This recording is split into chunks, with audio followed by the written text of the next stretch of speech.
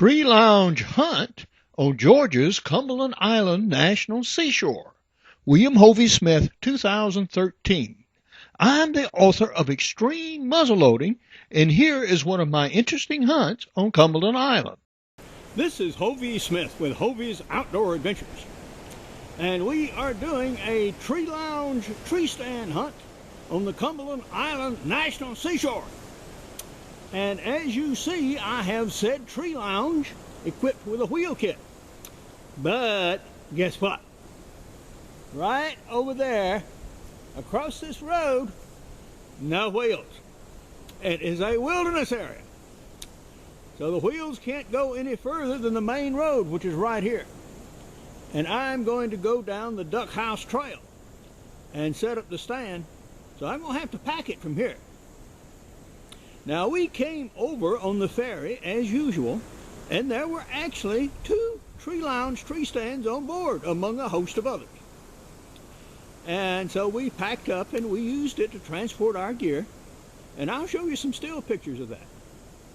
And as usual, we are using some interesting guns. We have, for example, the Traditions Striker Fire. Yep. We have the Traditions PA Hunter. Yep. And we have Young Blunderbuss. Yep. You know, last time out here it did not do so well. No. You know, it's real bad if you're an old guy and you got one ball and you lose it. Well, it's even worse if you got a loose screw like some people say I do. Well, it is absolutely terrible if you're Young Blunderbuss and your game is right there and you suffer both afflictions sequentially, as it did. Once with a deer and once with a hog. Well, now it has since done an assist and actually killed a deer with a shot at 20 yards. Okay, it's done that.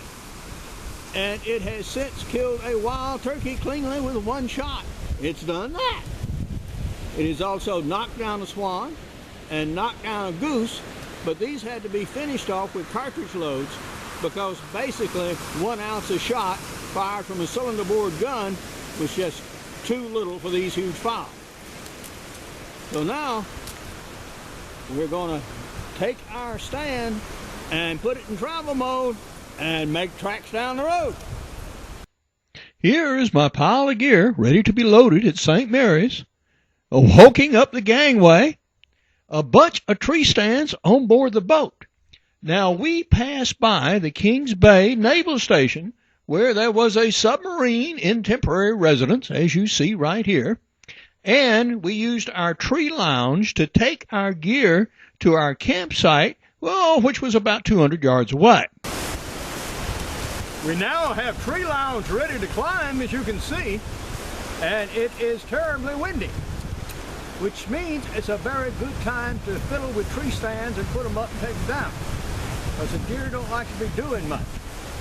And so what I'm doing is I found me a good spot for in the morning where I can have shots out to over 100 yards, which is very rare in this country. It's usually so thick you just can't see anything. Plus, over across the road, I saw a real good big scrape. Now, the bigger bucks start scraping earlier, and that's exactly what seems to be going on. So this is a major scrape. It looks like a good deer. I'm about as close to his home range as I can get. So we're going to try for that deer with the tree lounge in the morning. Here is a view from my tree stand, and this is a different kind of deer country than many of you are used to. Here we have palm trees, palmettos, pines, and an extremely open vista. For this island, this is very unusual indeed to be able to shoot this far. And we hoped a deer would walk around somewhere. But, as it turned out, well, no, nothing much showed. We're now on the final morning of our hunt at the Cumberland Island National Seashore. And I am out here now with Traditions Striker Fire, as well as Young Blunderbuss, and of course Tree Lounge Tree Stand. And we're about to go up our tree and set from about 10 o'clock in the morning until about 2 or 3 o'clock in the afternoon. Finally, the weather has cleared. and the wind and rain which has plagued us during the first 2 days of this hunt have finally abated somewhat. So we're going to stay put and see if we can get something wandering through. A lot of the hunters have already gone in. The kill rate thus far has not been too great. Half a dozen deer and half a dozen hogs. It's usually much better than that. But we're going to see if we can get something this afternoon. The ropes that you see are daisy chained, so we can pull up these bags and guns sequentially, 1, 2, 3, once we get up the tree. Armadillos are an exotic species which didn't originally exist on the island. Georgia's armadillos, and they have spread all the way to North Carolina and Arkansas, actually came from some escaped armadillos from a pet farm down in Florida during a hurricane. And these little beasties have spread all over and are pestiferous in that they dig up people's yards and gardens as they root around, as you see this one doing very happily. These things can also swim, so they cross rivers too. So unless they get in very cold weather where you have temperatures below freezing for a good portion of the winter, yeah, armadillos coming soon to a location near you. The tree lounge is a big enough platform that it can support all kinds of accessories, including some just suspended from the knobs, and here we are loaded up to carry my gear back to the boat at the end of the hunt. Now, this is the dock loaded with all the gear, and here's our good vessel coming for us. Now, about young blunderbuss, we had expectations of it being a deer gun, and we shot it in, developed some round ball loads, and we also took it waterfowl hunting, unsuccessfully at first, but then did get a swan, and later cleanly took a wild turkey with a single shot, tried it on geese, needed a cartridge gun there, took it on a bear hunt to New York, killed a Georgia deer with it. We have concluded our hunt on the Cumberland Island National Seashore.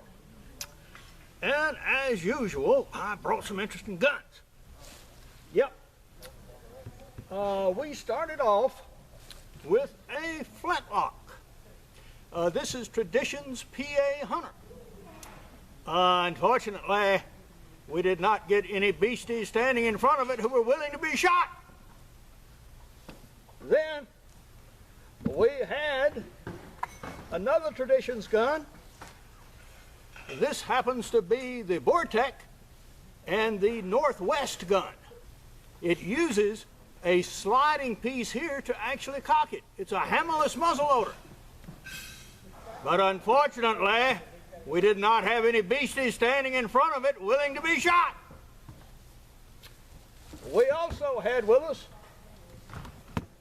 young blunderbuss, out to redeem itself from last trip, where it had 2 failures. Lost a ball and a loose screw. And unfortunately, we did not have any beasties standing in front of it willing to be shot.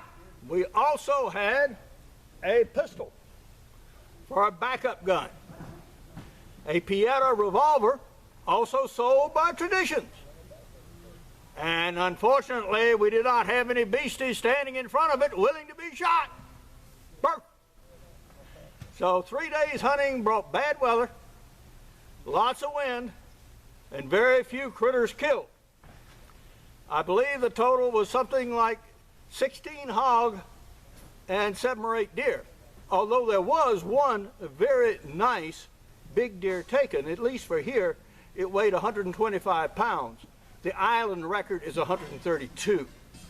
And this was a big, nice antlered buck.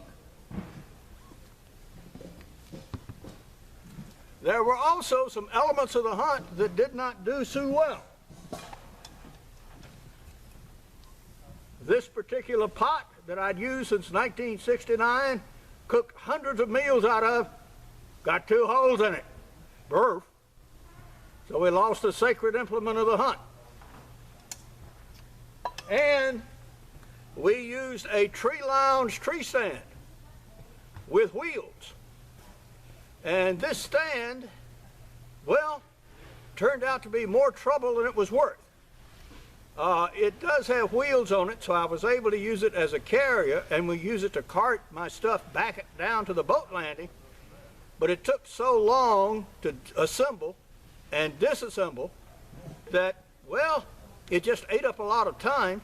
Plus the components are very heavy, so you didn't want to carry the thing very far. And it just took a lot of doing for very little reward. We could take this up the main roads, but we could not take the stand all the way to our site because this is wilderness area and no wheels are allowed off the main road. So you still have to pack your stand in. So next year, or next time I come, I will certainly bring a lighter weight outfit and leave this beastie at home. The Tree Lounge is an older design of stand. It is very stable, it is very safe, and once you get it up a tree, it's very comfortable. But it is the only stand I know of that was ever issued with a wheel kit, or frankly, ever needed one. So that is the story of the Tree Lounge on this hunt. Well, next year we'll come back and we'll try it again. But now, this is Hovey Smith, reminding you to hunt what you eat and eat what you hunt. Be legal, be safe, be ethical, goodbye, God bless, and see you next time. For more information about these guns that I used, see some of my 170 videos, such as these shown right here. Now, I am the author of Extreme Muzzleloading and also Backyard Deer Hunting, Crossbow Hunting, and Practical Bow Fishing, and all of these are available as both softcover and ebooks. For 2013-14, I have an 8-book ebook series, and the most recent is Hunting Big and Small Game with Muzzleloading Pistol. The now discontinued Tree Lounge tree stand was really an advance in the art when it was first introduced, because the Baker stand was just dangerous. Now, the Tree Lounge remains one of the safest and most comfortable of climbing tree stands. It's heavy, though, 34 pounds. And it is cumbersome to put on a tree and climb with than some of the more modern stands. Now, the other Tree Lounge that was taken to this island was never actually put on a tree. Its owner said it was too heavy for him to take out, although years ago he'd taken it everywhere. For information on my books, blogs, and videos, go to my website at www.hoveysmith.com. Good hunting and good eating from the outdoors. Goodbye, and God bless.